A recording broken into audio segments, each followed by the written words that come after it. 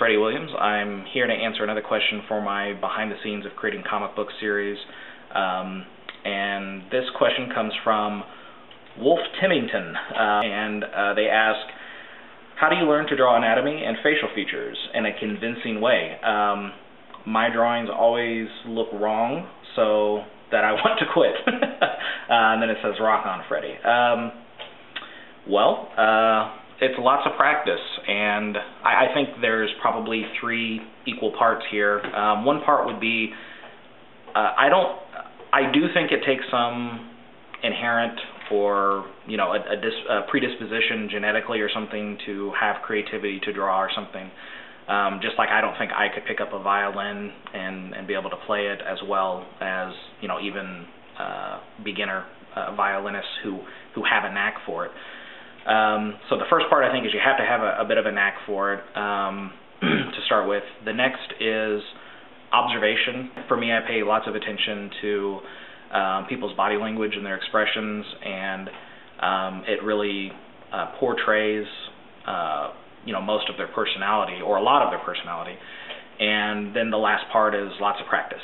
And in comic books, a good trick, at least for my style, that is not entirely realistic, is to err on the side of exaggeration.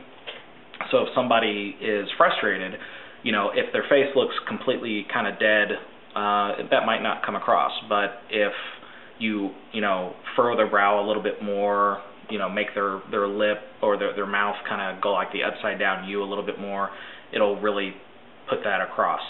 So lots of lots of practice and lots of observation is probably the best answer, and that's for almost anything. Oh, you asked about anatomy too.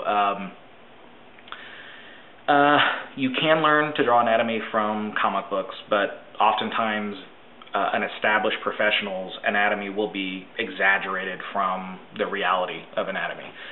And if you then take that as the truth, or what anatomy really looks like, and then exaggerate it further, then it'll be exaggerating the exaggeration and going even further from the reality.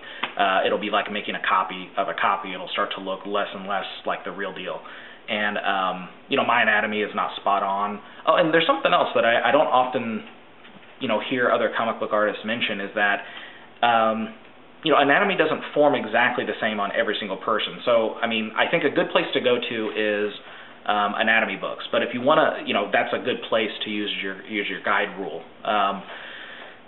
But then if you did like a Google search for muscle men or something, you would see that the formation of their muscles is different from guy to guy. Like where they're, I think it's the serratus anteriors or something, the muscles that cover the ribs, the way that they overlap is kind of different from guy to guy, or the size of their pecs or the shape or something. So be observant to the size and shape of somebody who is a weightlifter versus the gymnast, who is going to be more lean, and then the weightlifter is going to be more full or rounded muscles or something. So I hope that helps, and good question. Thank you guys for being patient, and I'm about to answer another couple of answers as well.